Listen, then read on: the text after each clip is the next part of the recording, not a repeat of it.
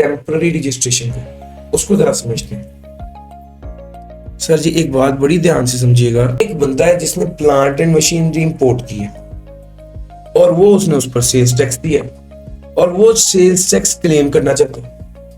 जब वो sales tax claim करना चाहता है तो कहा जाता है सेल्स टैक्स तो सिर्फ वो क्लेम कर सकते हैं जो रजिस्टर्ड हो, तो वो कहता है वो रजिस्टर्ड होना जरूरी है। अब वो कहता है मैं रजिस्टर्ड हो जाता हूँ, रजिस्टर्ड एज मैन्युफैक्चर होना चाहता है तो उसे पता चलता है रजिस्ट्रेशन एज मैन्युफैक्चर तो सिर्फ उस बंदे को मिलेगी जो जिसका GPS tag photograph of plant and machinery अपने कवायद में जमा कराएगा, एप्लीकेशन के साथ शामिल करके जमा कराएगा आरटीओ। अब मुसीबत ये पड़ गई कि GPS tag photographs of plant and machinery वो कहां से ले आया, यही तो वो इंपोर्ट कर रहा है।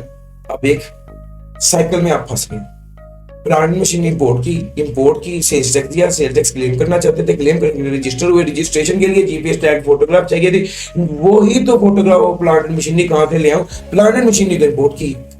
अब ये एक साइकिल में कहां फंसा सर। अब यहां पर जब ये फंस गया मामला तो फिर इसका हल निकला टेम्पररी रजिस्ट्रेशन। सर आप टेम्पररी रजिस्टर हो गए, 72 घंटे के अंदर अंदर आपको दरखास्त देने के 72 घंटे के अंदर आपको रजिस्टर कर दिया जाएगा और 60 दिन तक आप रजिस्टर रहेंगे। ये आर्जी रजिस्ट्रेशन।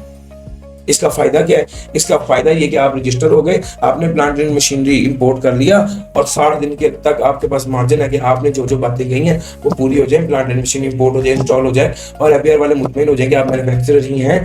तो एफबीआर और फिर उसके बाद आप 60 दिन के बाद अपने आप को परमानेंट रजिस्टर करा लेंगे, जीपीएस टैग फोटोग्राफ भी देकर परमानेंटली रजिस्टर हो जाएंगे और वो रजिस्टर हो गए, मसला हल। फिर उसके बाद आप इनपुट टैक्स क्लेम कर लेंगे।